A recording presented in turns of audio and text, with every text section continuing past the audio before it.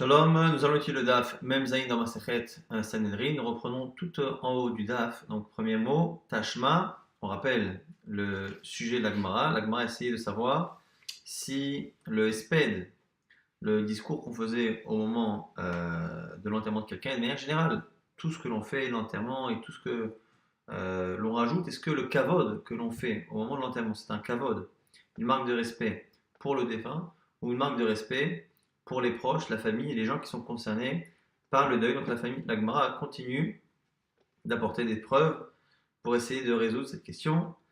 Vous allez voir que la Gemara apporte des preuves de plus en plus claires. Malgré cela, la Gemara les repousse, ce qui ne veut pas dire que la preuve est nulle, mais en tout cas, elle n'est pas parfaite et donc elle ne veut pas servir de preuve. Et la Gemara vient par trancher Tashma, vient essayer d'apprendre ici d'une dracha, d'un midrash qui est dans Sefer Tehillim. Nivze be'enav nim'as, ce qui est dégradant aux yeux de quelqu'un, nim'as le dégoûte. Alors on a plusieurs manières de le comprendre, la Barashi dans Tehillim l'explique différemment, mais en tout cas ici, Nivze be'enav nim'as, c'est le fait de dire que lorsque quelqu'un voit quelque chose qui le dégoûte, il a tendance à justement se dire je ferai tout pour ne pas en arriver là. À quoi ça fait allusion? L'exemple qui est dans la dracha ici, Ze Chizkiyahu Melech Yehuda, c'est une allusion au comportement du roi Chizkiyahu qui était un bon roi, Shigirer Atzmot Aviv Al Mita Shel Chavalim, qui a déplacé, en tout cas qui a fait déplacer le corps de son père Achaz, qui était un mauvais roi par contre, un roi qui a pratiqué l'idolâtrie, Al Mita Shel Chavalim sur un lit fait de cordes, c'est-à-dire qu'il n'a pas déplacé le corps de son père au moment de l'enterrement avec tout le kavod qu'il devait à son père qui était le roi. Et donc, du coup, le fait qu'il ait fait ça, si finalement le respect ou pas que l'on donne aux morts est lié non pas aux défunts, mais à ceux qui sont concernés par le deuil, à partir du moment où ici c'est le roi d'Israël qui est enterré et que le peuple lui-même n'est pas fautif, il n'y a pas de raison, parce que le roi est mauvais, de manquer de respect au moment de l'enterrement. Et donc, c'est une preuve, ce serait une preuve en tout cas pour l'instant, selon la Gemara, que le kavod que l'on fait, c'est un kavod pour le défunt. Et donc, quand le roi, ici en l'occurrence, est achad un rachat, on ne fait pas kavod. La Gemara dit non. Kichid était les kapara, les avoua. La Gemara dit non, on peut très bien imaginer que c'est justement pour qu'il y ait une kapara pour son père, donc c'est pas une preuve. La Gemara dit kapara d'avoua, mesh'el les kara d'Israël. La Gemara dit non, et pour la kapara du défunt, on va faire honte au Ram Israël. Le Ram Israël,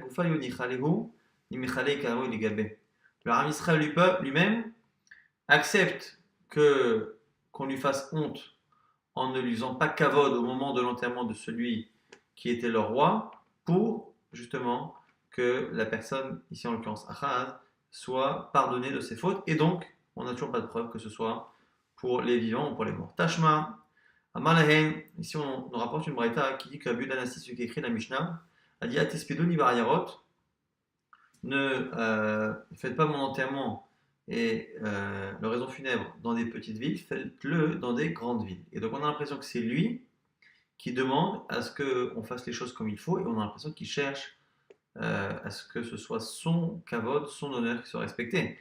Yamar dekara dechaye. Et si c'est pour les gens vivants, qu'est-ce que lui ça peut lui faire? La Gemara dit non, c'est pas une preuve.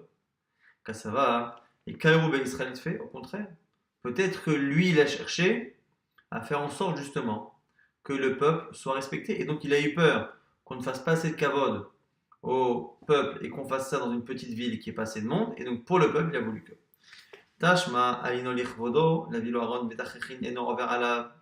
On reprend maintenant la Mishnah. Notre Mishnah avait dit que de la même manière qu'on n'a pas le droit de laisser suspendu le corps de quelqu'un qui a été mis à mort trop longtemps, de l'otalin ivlato à la comme c'est marqué là-bas dans la Torah, la Mishnah avait dit de la même manière, un homme qui a un proche qui est décédé ne doit pas perdre du temps pour l'enterrer, sinon il transgresse l'otalin nivlato. Et on avait dit, si par contre le temps qu'il laisse passer est justement pour faire kavod, exemple, apporter justement un cercueil, apporter tachechin, nedra dans lequel on enveloppe le corps du défunt, dans ces cas-là, on ne transgresse pas. On a bien l'impression ici que le haron, donc le cercueil et les draps sont pour le kavod du maître. Quand on dit pour son kavod, c'est le kavod du défunt. L'irvod de Shelmet, la Gmanilo, l'irvod de Shechai. Même là-bas, quand on dit quand on perd du temps pour son kavod, c'est pas son kavod du défunt, c'est son kavod du proche, qui lui-même prend du temps. Mishum, kevodo shelmet, shechai, mais vite les mettre. La dit, attends, est-ce que pour le kavod de quelqu'un, on peut faire attendre le défunt? La dit, oui. Kama achamana lotalin, nivlato alaetz, dumia detaloui. La explique finalement comment la Mishnah fonctionne. La Mishnah nous dit que de la même manière que l'autre talin nivlato alaetz, dumia detaloui, de la même manière qu'on a l'interdit de laisser longtemps quelqu'un, là-bas en l'occurrence celui qui était suspendu après avoir été lapidé, les bizarres, il y a la honte, avalacha, chez nous, keivan delik bizayon. À partir du moment où, chez nous ici, il n'y a pas de honte pour le mort, puisqu'on le fait ça pour lui, au final, il n'y a pas ici d'interdit. Donc la Gemara a repoussé cette preuve. Tashma la Gemara essaie d'apprendre d'une nouvelle preuve. Alinolir fodo, les shamer ala vayarot, la vilo mekonenot, la vilo arometachechin. Breta qui reprend un peu comme notre Mishnah qui dit que si on a attendu pour son kavod, c'est-à-dire pour rassembler des gens des grandes villes, pour amener ce qu'on appelle des méconinotes, entre guillemets des pleureuses, comme c'était à l'époque l'habitude, on amenait des femmes qui venaient et qui exprimaient la tristesse du peuple ou des proches, de telle sorte à permettre aux gens justement de réaliser ce qu'ils étaient en train de vivre, ou à Rametachrin, le cercueil ou des draps, et non vers là, chez Kola c'est Eino et la vodo shemet. Pourquoi? Parce que tout ça est fait pour le kavod, pour l'honneur du défunt. Et là, ici, on a vraiment une expression qui est très, très claire, que finalement c'est autorisé parce que c'est pour l'honneur du défunt. Alors on ne peut pas dire ici c'est l'irfodo shelchai. Même là, la Gemara repousse, c'est pour ça que je vous ai dit que ce sont des quasi-preuves, mais que la Gemara repousse parce qu'il y a une possibilité de. La Gemara fait une petite pirouette et nous dit que à partir du moment où c'est kavod, c'est l'honneur du défunt, ça devient l'honneur du chai. Donc ici, la Gemara est en train de dire que même si on a des enseignements qui ont l'air de montrer qu'on le fait pour le kavod du défunt, c'est parce qu'en fait, le kavod du défunt est indirectement un kavod pour la personne qui est vivante, mais essentiellement, le but, c'est pour la personne qui reste. Tashma, Rabbi Nathan Omer, Siman Yafé, Lemet, chez Nifraim, Mimeno, Lacharmita. On apprend ici d'une dernière preuve qui celle-ci sera acceptée, même si elle n'est pas forcément la plus évidente. Il y a un bon siman, un bon signe pour un défunt lorsque on lui fait payer après sa mort. Exemple, Met Shelonispat Velonikba, un défunt qui n'a pas reçu de espède, qui n'a pas été enterré, O Shechayak Goarto, ou dont le corps a été traîné par un animal sauvage, O Shayuk Shamim, Mizafin Mitato, ou que la pluie tombe sur sa dépouille. C'est un bon siman pour le corps, pour le mort. Pourquoi? Parce que ça veut dire qu'on est en train de lui pardonner ses fautes en appliquant sur les restes de son corps ses punitions.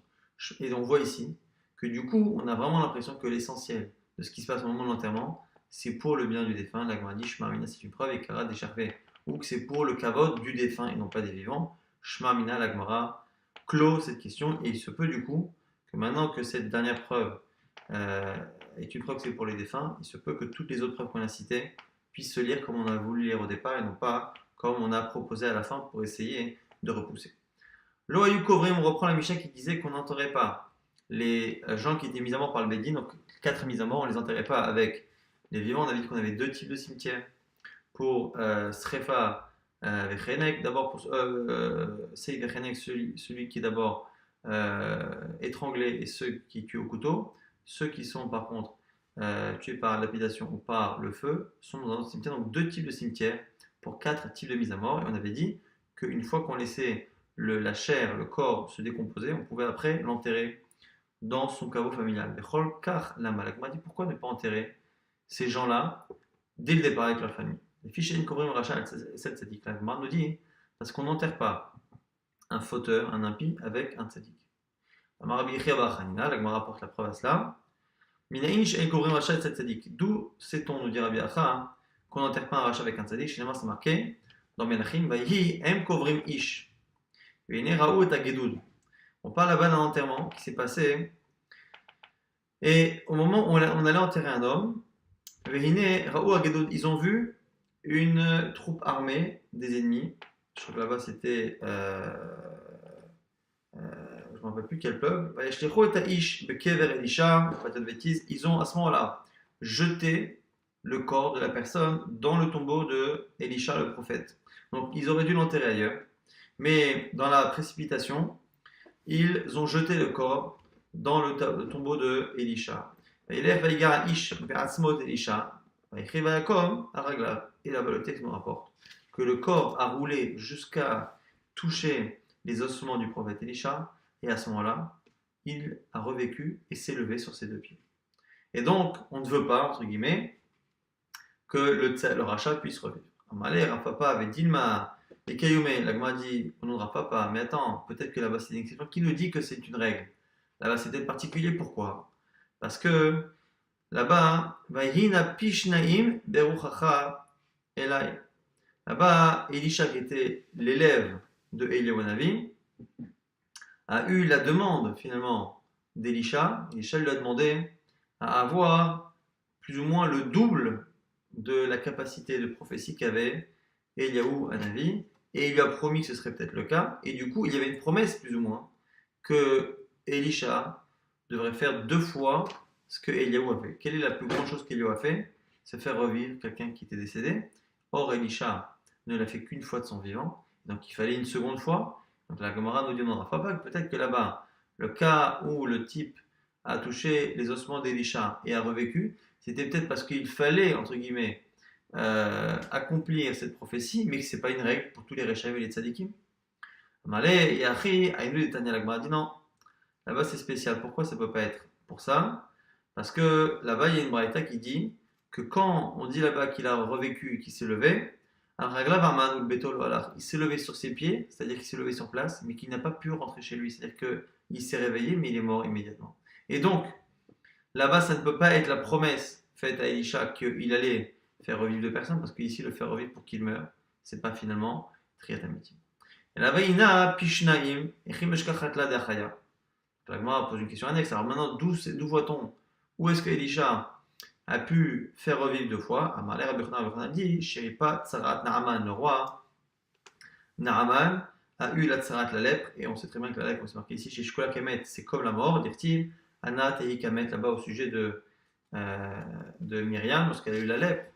Moshe Rabbeinu a demandé à Anna Tehi Kamet qu'elle ne soit pas comme quelqu'un de mort, c'est-à-dire qu'elle arrête d'être lépreuse. En tout cas, on voit que Elisha a fait revivre une personne, une deuxième personne, le roi Naaman, il a fait gagner la Tsarat, qui est considérée ici comme une mort, et donc ça fait la deuxième fois où il a fait revivre quelqu'un, ce qui correspond à la promesse de faire 2 fois ce que Eliyahu Hanavi, son maître, faisait. Simplement, la fois où le corps de quelqu'un a touché les ossements de Elisha et a revécu, ce n'est pas une triatamétim comme c'était prévu, et donc ce n'est pas quelque chose d'exceptionnel, ce n'est pas lié à une prophétie, c'est là quelque chose entre guillemets d'habituel, et donc on évite d'enterrer un tzaddik avec un rachat.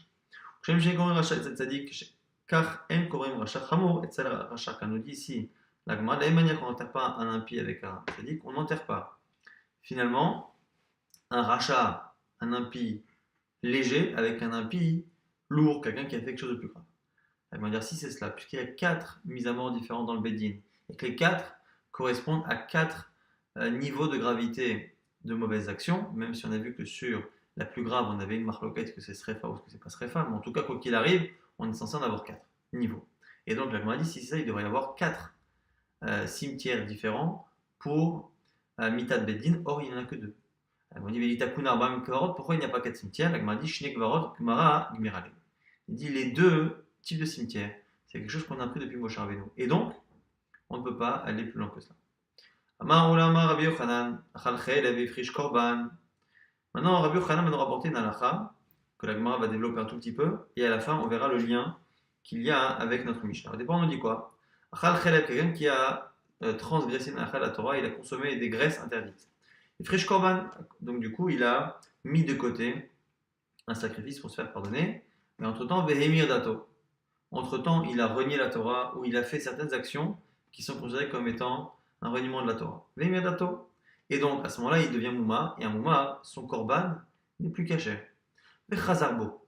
Et il reprend ses esprits, et il se réconcilie avec le judaïsme, et donc il n'est plus Mouma. Et donc, à la fin, il peut apporter un korban. Donc, au départ, quand il a fauté, qu'il a mis de côté le korban, il n'était pas Mouma. Il devient Mouma. Après, il redevient un bon juif, on dit quoi? Puisque le korban a été repoussé à un moment donné pendant la période où il est devenu mouma, le korban n'était plus acceptable, le korban a été repoussé, il sera repoussé définitivement. Autre halakha synonyme. Ici on cite encore Rabbi Yochanan.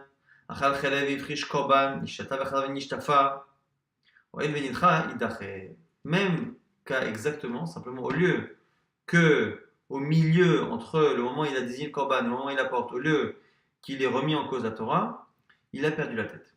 Et là aussi, celui qui a perdu la tête ne peut pas apporter un korban. Et on nous dit ici, pareil, parce qu'à un moment donné, il n'a plus pu apporter le korban, le korban n'était plus acceptable, une fois que le korban est rejeté, il ne peut plus revenir. Et la Gemara, avant de faire le lien avec notre Mishnah, va expliquer pourquoi Rabbi Yochanan a eu le besoin d'enseigner cette halakha de deux manières, alors que finalement c'est le même principe. On a demandé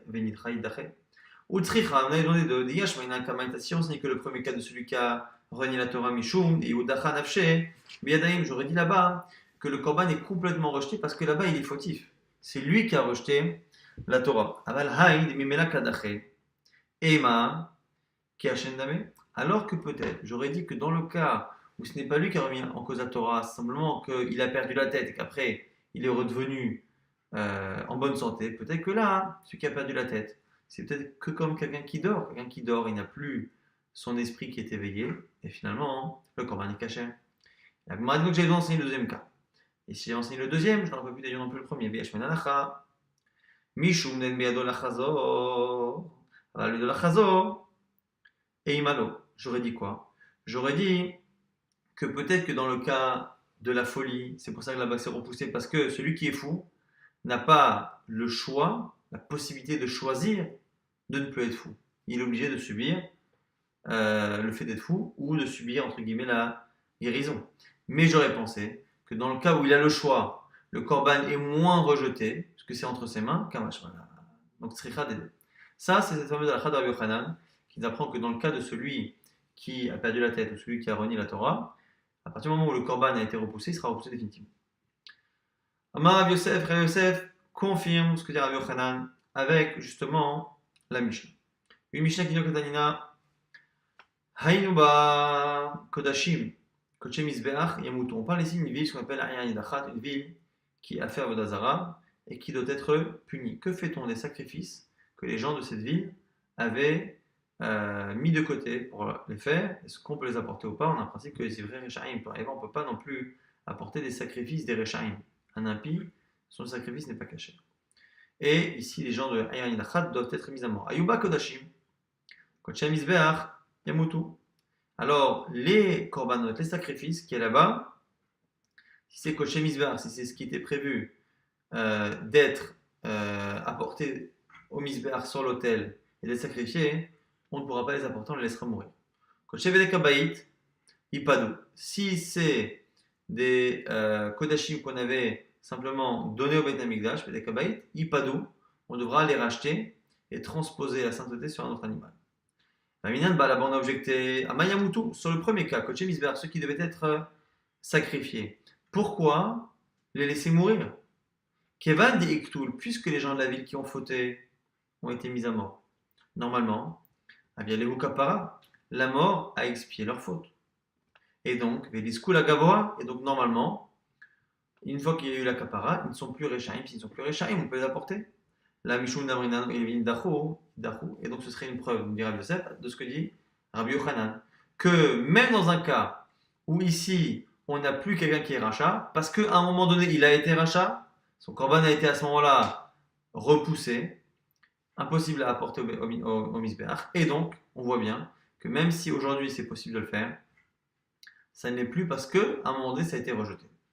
Ah bah il lui dit mais non, c'est pas une preuve. Pourquoi? Là-bas, qui te dit que là-bas, ils sont plus Rechaim maintenant?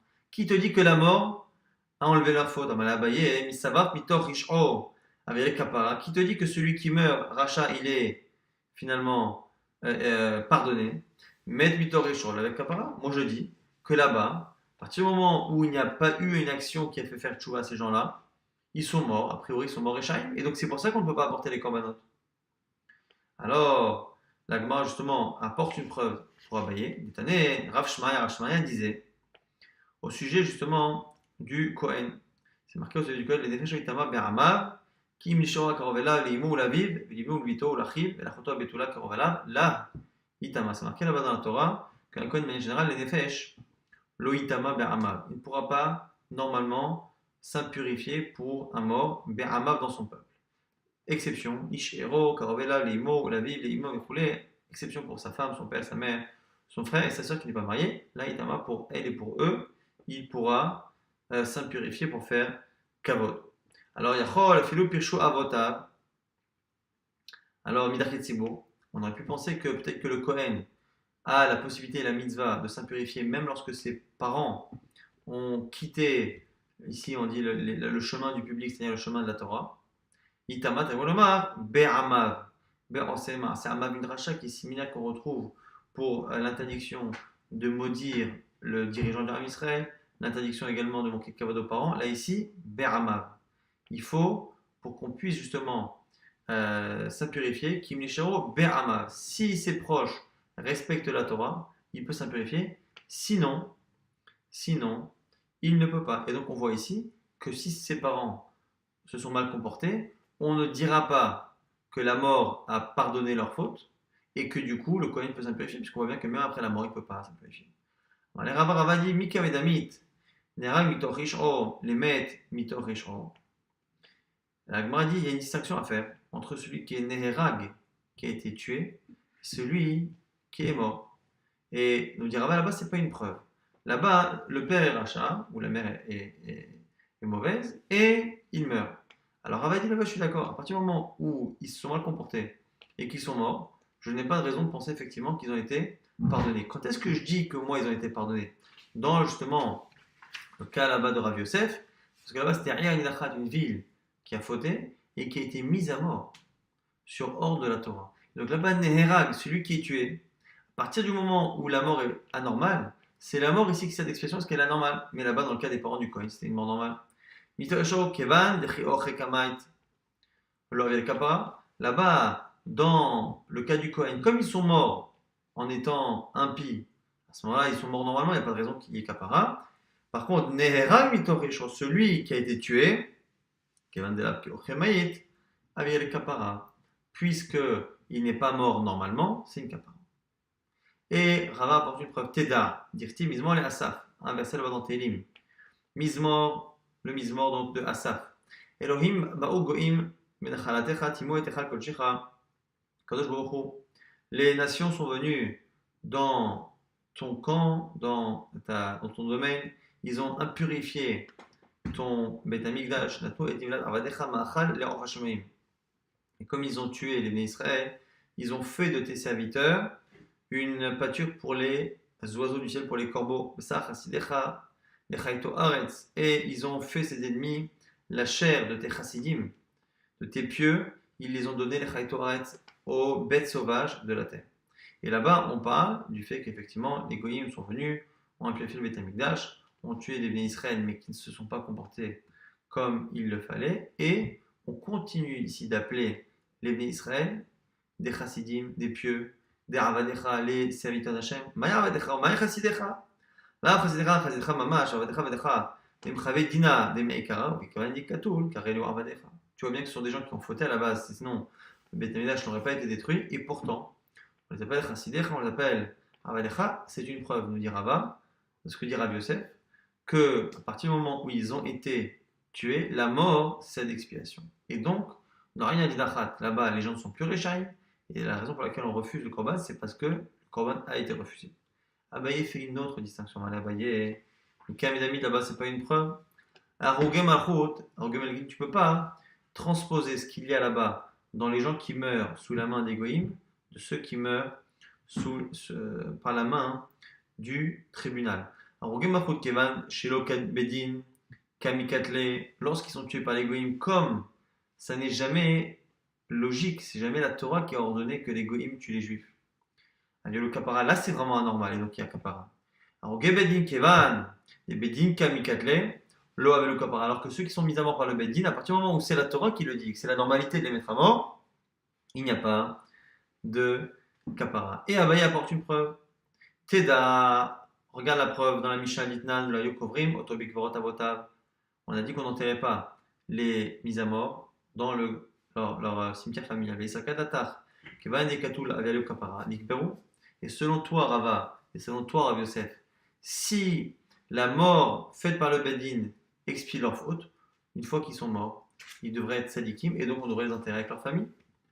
Alors réponse, ici non, mita ou gvura vainan. Non, parce qu'il faut d'abord la mort, mais il faut aussi l'enterrement. Et donc avant l'enterrement, ils sont encore réchaïm.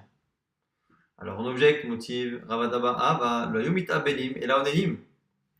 On a vu dans la Mishnah que les gens qui avaient perdu des proches, qui étaient mis à mort par le Beddin, ne s'endeuillaient pas sur eux. Donc s'ils ne s'endeuillent pas, c'est parce que ce sont des réchaïm.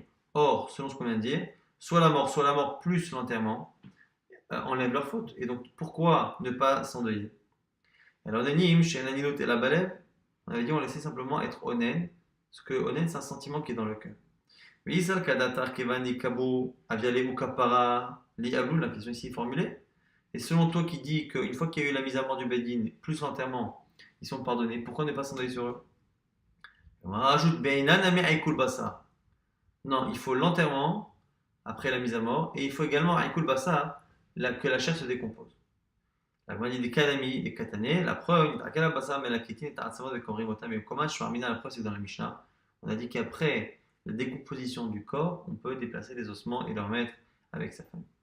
Ravashi apporte une autre réponse. Ravashi Ama, Avelut me mataika mechalta, mistimata golel kapara me mataika meavia, mekichazut sahara dekvara pourta. C'est parce qu'il y a un léger décalage entre le début de la Avelut, de la mitzvah de s'endeuiller, et le moment où l'enterrement fait office de kapara. Quand est-ce que l'enterrement fait office de kapara?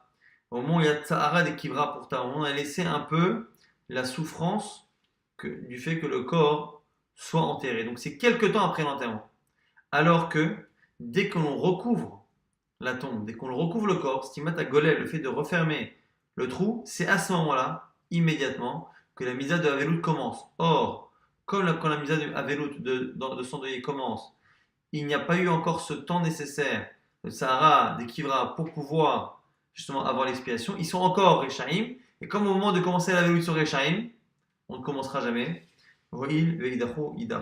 Pareil, la même pour le Korban, on dira ici que la veloute, le deuil, puisqu'il a été repoussé au départ, il sera repoussé définitivement. On va dire, la manière écoule bassa. On va dire, si finalement l'expiation et donc le pardon vient non pas au moment de la mort, non pas au moment de l'enterrement, mais quelques instants après l'enterrement, pourquoi dans la Mishnah attend-on que le corps se décompose pour le remettre avec sa famille? On devrait le refaire tout de suite. La Gemara dit non, Mishum de l'Achar, parce que ce n'est pas possible. Une fois qu'on a laissé effectivement le corps dans la terre quelque temps, le temps qu'il y ait cette souffrance liée à la terre, on ne va pas déplacer le corps alors qu'il est en train de se décomposer. Il faut attendre qu'il ne reste que les ossements. Donc on a ici deux réponses, celle de Ravashi et celle de Rava, pour essayer justement de comprendre quand est-ce qu'il y a réellement une expiation pour ceux qui pensent que la mort du béni fait expiation. On va rappeler ici cette marloquette qui est un tout petit peu complexe. Marloquette ici Abaye et de l'autre côté Rava, Rav Yosef, Ravashi. Est-ce que la mort du béni fait expiation? Tout le monde est d'accord ici que une mort naturelle, lorsque quelqu'un est rachat et qu'il meurt naturellement, il n'y a pas d'expiation. Tout le monde est d'accord que lorsqu'il est mis à mort par des goïms, dans une mort très particulière, anormale, ça sert d'expiation. La question c'est est-ce que la mort du bédine est normale ou pas? Est-ce qu'elle est tellement normale que c'est pas une expiation? Ça c'est réveillé. Ou est-ce que c'est quand même une mise à mort? Seulement c'est une mise à mort, ça sert d'expiation. Et à Marloquette Rava Ravashi, quand est-ce que l'expiation commence? Est-ce que c'est quelques temps après l'enterrement? Non pas l'enterrement, mais quelques temps après, une fois que le corps commence à souffrir entre guillemets de la mise en terre? Ou selon Rava, c'est une fois que le corps sera entièrement, la chair sera entièrement décomposée. Kavré des Rav, Ayou Shakle Minia Afra, Ali Ishta, Batima. Rav, là où il était enterré, on avait l'habitude de prendre de la terre qu'il y avait autour de son cercueil et de l'utiliser pour guérir la kadachat, certaines maladies qu'il y avait lorsque on était le premier jour, on l'utilisait. Tout va rouler les Shmuel, on est parti voir Shmuel pour savoir si c'était autorisé. La question qui va être traitée jusqu'à la fin du DAF c'est est-ce que l'on a le droit de profiter et dans quelle mesure c'est interdit ou pas de profiter de quelque chose qui est en rapport et qui est prévu pour servir le défunt. Est-ce que ce qui sert le défunt normalement ne peut pas servir à autre chose? Et ici, on parle de la terre. Alors, Abdin, Shmuel leur répond, ils ont bien fait, ils n'ont pas tort. Car Karolamou, pourquoi est-ce que c'est la terre? La terre du sol. Car Karolam et Naneseret, ça ne peut pas être interdit. Mishum Anaa de Tashmishemet. Alors, il rapporte la preuve d'Irtir, là-bas, c'est marqué au sujet du roi Yoshiaou, c'est marqué Vayotset Asherah. Mais Israfota, c'est marqué que là-bas, il a pris la Avodazara là-bas de Asherah, c'était Avodazara qui était faite par rapport à un arbre. Et il a jeté, il a brûlé d'abord, et il a jeté dans les cercueils des gens qui avaient fauté. Le fait de voir qu'il a jeté la Vodazara vers là-bas, le kever, l'endroit où étaient enterrés les gens, c'est pour nous dire qu'il y a un point commun à l'Afrique entre les deux. Quel est ce point commun? De la même manière que la Vodazara, tout ce qui sert à l'idolâtrie, mais qui est attaché au sol, ça ne prend pas le statut d'une Avodazara qui est interdite à tout profit, la Torah interdit à tout juif de profiter d'une chose qui a été idolâtrée. Sauf exception faite, lorsque la chose est attachée au sol directif quand c'est marqué. La Torah nous dit, lorsqu'on arrivera en Israël, de détruire tous les temples idolâtres. L'endroit que vous allez dominer, conquérir, Al-Harim Aramim, sur les grandes montagnes. Et qu'est-ce qu'on apprend là-bas? Al-Harim Elohim, Velo Harim Elohim. Donc, là-bas, on nous dit quoi? Que ce qui est interdit, c'est ce qui a été pratiqué sur ces montagnes, mais si les montagnes elles-mêmes ont été Elohim, leur divinité, il n'y a pas d'interdit. Donc, une montagne qui a été utilisée comme Avodazara ne sera pas interdite de tout profit pour un juif parce qu'elle est mechoberet la karka. Chanami mechoba lomitasa. Et donc la Gemara du coup, c'est comme ça qu'elle apprend. Puisque c'est marqué pour la Vodazara que les montagnes ne sont pas interdites si elles ont servi d'Avodazara, ce sera la même chose pour tout ce qui est mechoba la karka. Et puisqu'on a un verset là-bas, dans Melachim du roi Yoshiaou, on voit qu'il a pris là-bas une Avodazara, qui était en plus là-bas en bois, et il l'a brûlé et jeté dans les cercueils, on apprend au passage que le rapport que l'on a avec ce qui est interdit de profit dans le cas de ce qui est utilisé pour un défunt aura le même statut que la Vodazara, c'est-à-dire que si c'est dans le sol, ce ne sera pas interdit. Mais si on objecte, et à chaque fois qu'on objectera, on aura quasiment la même réponse. On dit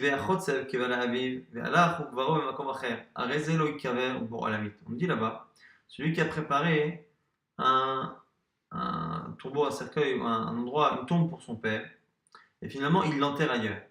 Il ne peut pas profiter du premier endroit qu'il avait réservé. Comme ça a été réservé pour un mort, c'est bloqué. Donc on a bien l'impression ici que c'est la terre elle-même qui est réservée et qui est interdite de tout profit. La Gemara dit non, Achabima Askinan, Bekeve Binyan. La grande énoncé spécial là-bas, c'est Keve Binyan. On ne parle pas de la terre elle-même, du trou qu'il a creusé.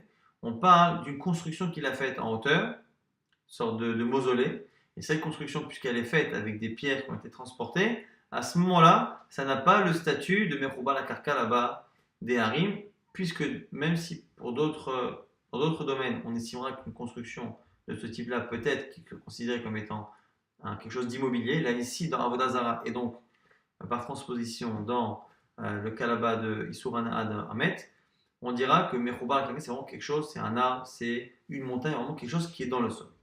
Tâche, on va essayer encore une fois d'objecter à ce qu'on a vu, et à chaque fois, encore une fois, on parlera à chaque fois de binyan, de construction. Tashma kever chadash muta bana'a. Tilboné fait la sobana, celui qui crée un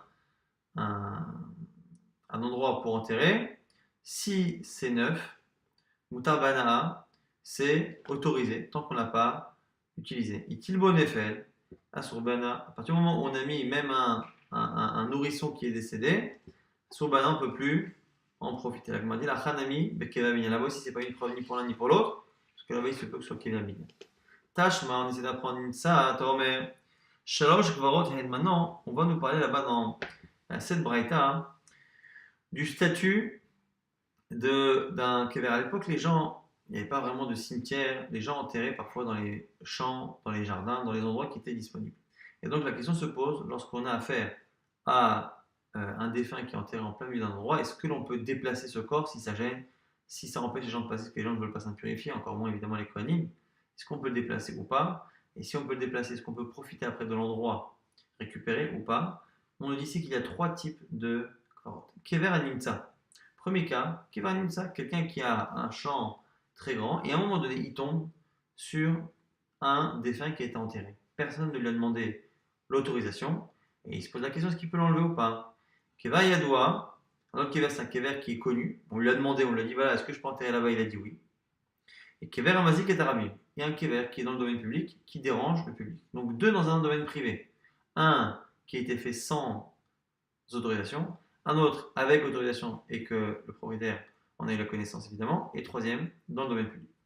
Kever Nimsamuta Lefanoto, le Kever qui est dans un domaine privé et qui est une surprise pour le propriétaire peut l'évacuer. Puis non mais comme et non seulement ça, mais en plus il peut même utiliser l'endroit. Donc la liberté est totale pour ce propriétaire qui est dans son domaine privé tombe sur un kever. Et donc du coup, Mikomotaor, l'endroit est pur, et Motabana il peut en profiter. Donc il y a trois notions. Est-ce qu'on peut l'enlever? Est-ce que l'endroit est pur? Et est-ce qu'on peut en profiter? Kever Yadoua, Asur Lefanoto, Pino Mekomotame, Vaso Bana.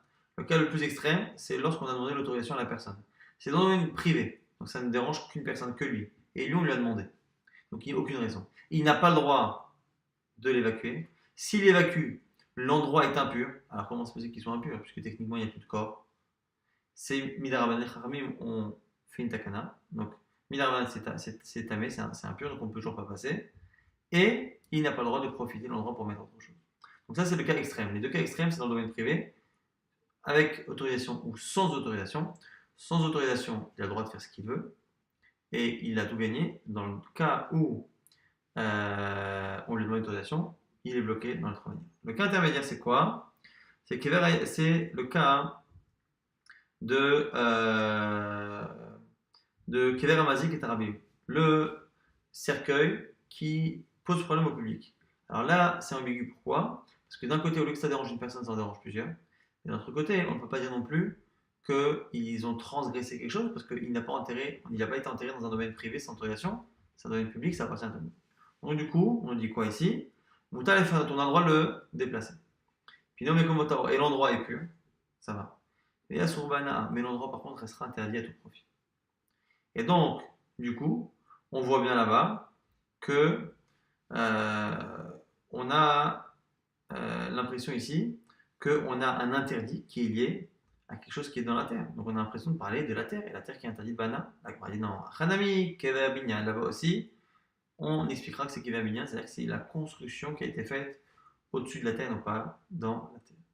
Keva Nimsa, au passage, la Gemara ouvre une parenthèse, dit Keva Nimsa, Moutal et Fanatot, en train de me dire que lorsqu'un homme trouve un corps dans son terrain, il peut l'enlever. Dit Mamet Mitzao, qui nous dit qu'il peut, il devrait peut-être craindre que c'est Met Mitzvah. Met Mitzvah, c'est celui qui n'a pas de personne pour l'enterrer et que l'on trouve un endroit où on dit on l'enterre le plus rapidement à côté et il y a une phrase spéciale que Met Mitzvah Kaname comment. Ce Met Mitzvah qui n'a personne pour l'enterrer, qui est dehors et qu'on enterre rapidement le plus rapidement, lui, il devient entre guillemets propriétaire, il acquiert l'endroit de son enterrement. Alors, on va dire non, ça ne peut pas être Met Mitzvah, parce que chaque Met Mitzvah, des cas Hitler. Un Met Mitzvah, c'est assez rare, et comme c'est rare, les gens sont au courant, en parlent, et donc il n'est pas possible, ou pas probable en tout cas, qu'une personne qui découvre que quelqu'un a été enterré, découvre en plus, et que ce soit une personne qui est enterrée. Un Met Mitzvah, parce qu'un Met Mitzvah, on aurait été au courant. Itma, Aurek Begel Emet. Nouvelle halakha qui est liée à l'ana'a, au profit de ce qui est pour le maître. Aurek Begel Emet, celui qui prépare, qui fabrique un vêtement pour le mort. Ici, on parle des draps dans lesquels on enveloppe la dépouille. Abayama Asso, Rava Amamuta. Selon Abaye, on dit, même si on ne l'a pas utilisé, il est Asso Bana, on ne peut pas en profiter. Rava dit, on peut en profiter. Alors, chacun va s'expliquer. Abayama Asso, Asmanami Tahi. Abaye dit non, le simple fait de le nommer, de le désigner, de le prévoir pour quelque chose, c'est déjà quelque chose d'important. Le fait de prévoir un objet pour une utilisation l'attache déjà à cette utilisation. Rava Amar, Muta Azmana la Mitaï. Selon Rava, Azmana, ça ne veut rien dire. Le fait de dire ça sera pour ça n'a pas d'importance. Maïtama d'Abaye, quelle est la raison d'Abaye? Gamar Sham Sham mi Aigla Arufa. L'expression Sham là-bas qui est marquée dans Aigla Arufa et qui est marquée également au sujet du défunt. Et donc, Ma Aigla Arufa Bazmana mit Asralem, manière qu'Aigla Arufa c'était la génisse, l'animal que l'on apportait, que l'on devait tuer pour demander pardon sur la mort d'un étranger ou de quelqu'un qu'on voyait dans la rue à l'extérieur, et les Chachamim devaient apporter la règla et demander pardon. Là-bas, on voit que la règla, même si, parce qu'il y a le même mot là-bas, la règla, une fois qu'on a désigné que cet animal sera règla, l'animal est interdit, on ne peut plus faire autrement. Aïnami Bazmanamit, ça sera pareil pour les objets qui sont prévus pour le défunt. Rava, non, on nous dit Gamar, Sham Sham Avdakochavim. L'expression Sham qui est marquée là-bas dans Tashmiché, mais elle est marquée aussi dans Avodazara. Pareil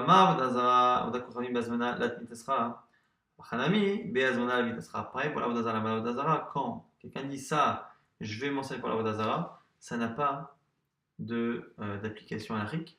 Et donc, ici on dira pareil. Donc la Gemara nous dit que chacun fait une zeracha de Sham, un de Aïla Rufa, l'autre de Avodazara. La Gemara nous explique pourquoi Rava avait Rava Maïta Gama Aïla Rufa. Pourquoi Rava ne veut pas apprendre Aïla Rufa comme un veillé? Ils disent qu'Amarlar, Mishamshim, Mi Mishamshim, Gamrina, la Pouka Aïla Rufa, des Goufa, Kedosha. Lui, il dit c'est différent. Pourquoi? Parce que dans Aïla Rufa, c'est l'animal lui-même qui a ici un statut, alors que là-bas, dans Avodazara, ou ici dans Tashmishamet, c'est à chaque fois un objet que l'on désigne comme étant un objet qui va servir à. Et donc, ça se ressemble plus. Je préfère apprendre la halacha d'un objet qui est prévu pour servir un mort, d'une halacha là-bas d'un objet qui est prévu pour servir à Avodazara. Alors que là-bas, l'objet qui est désigné pour lui-même, c'est la fameuse Agla Arufa. On va profiter pour résumer rapidement le DAF qu'on vient d'étudier. On n'a pas finalement tranché, si on a tranché Mechila, au sujet du kavod que l'on fait au moment de l'enterrement, est-ce que c'est pour le défunt ou est-ce que c'est pour la famille qui reste? La Gemara dit finalement c'est Kara des Charvés, c'est pour les morts que l'on fait tout ce kavod. On avait expliqué au final pourquoi on n'enterrait pas les tzadikim avec les Rechaim. La Gemara avait proposé de dire que c'était à cause du passage là-bas où on a vu que Elisha, par ses ossements, avait pu ressusciter quelqu'un qui avait touché ses ossements. Mais au final, il se peut que la conclusion soit à la fin de la Gemara de dire que finalement, on a une Kabbalah depuis Moshe Rabbeinu, depuis Arsinaï, d'avoir deux Batekvarot pour les quatre types de mise à mort. Et finalement, ni on enterre avec les autres, ni on enterre dans quatre cimetières différents en fonction des mises à mort. C'est deux, ni plus, ni moins. On a vu également que on avait une marloquette. Est-ce que lorsqu'un korban a été repoussé, il est repoussé définitivement? Et en fait, ce qui n'est pas tellement ça le sujet qui est intéressant, c'était la preuve. Et dans la preuve qu'on utilisait, on avait finalement retrouvé une marloquette entre Abaye et de l'autre côté Rava, Rav Yosef, Ravashi. Est-ce que la mort provoquée par le Beddin servait d'expiation pour les gens qui avaient fauté? Tout le monde était d'accord que lorsque la personne est tuée par des goïms, ça expie ses fautes. Lorsqu'il est mort naturellement, ça n'expie pas ses fautes. Lorsque c'est le Beddin qui met à mort, est-ce que ça expie les fautes? Oui ou non? Selon Abaye, non, c'est une mort entre guillemets normale prévue parce qu'elle est prévue par la Torah. Selon Rava, Rav Yosef, Ravashi, c'est oui une expiation. À partir de quand? Et là on avait deux avis. Soit quelques temps après l'enterrement, pas l'enterrement même, mais quelques temps après, soit à partir du moment où la chair du défunt s'est décomposée. On a vu que selon Shmuel, on apprend de Avodazara, de la même manière que l'Avodazara, quand c'est pas un objet, c'est quelque chose qui est lié au sol, une montagne, un arbre qui sert d'idole, il ne sera pas interdit en tant que Avodat Kochavim. Ce sera pareil pour tout ce qui sert au défunt. Un objet qui sert au défunt sera interdit de tout profit. Par contre, la terre elle-même, un objet, quelque chose qui est lié au sol, qui sert pour un défunt, ne sera pas interdit Bana, comme pour l'Avodazara, même s'il a été utilisé déjà pour un défunt. Et on avait vu à la fin une marloquette Rava et Abaye qu'on continuera d'étudier dans le DAF suivant. Marloquette Rava et Abaye, est-ce que pour un objet qui lui par contre peut être interdit parce qu'il sert à un défunt, est-ce qu'avant même qu'il ait servi, à partir du moment où on a été masmim, à partir du moment où on l'a désigné pour servir pour les défunts, est-ce que définitivement il est Tashmi Shemet et il a Surbana ou pas? Selon Abaye, oui, selon Rava, non. Ça dépend justement du statut qu'on donne à cette Asmana et la marquette est liée à une Xerashava. L'expression Sham est marquée dans Tashmi Shemet, elle est marquée à la fois dans Avodazara et à la fois dans Regla Rufa. Dans Avodazara, si on apprend d'Avodazara comme dit Rava, Avodazara, le simple fait de désigner un objet pour servir l'Avodazara ne lui donne pas un statut, tant que ça n'a pas servi. Et donc, Rava dira que c'est la même chose pour le mort. Il dira non, on n'apprend pas de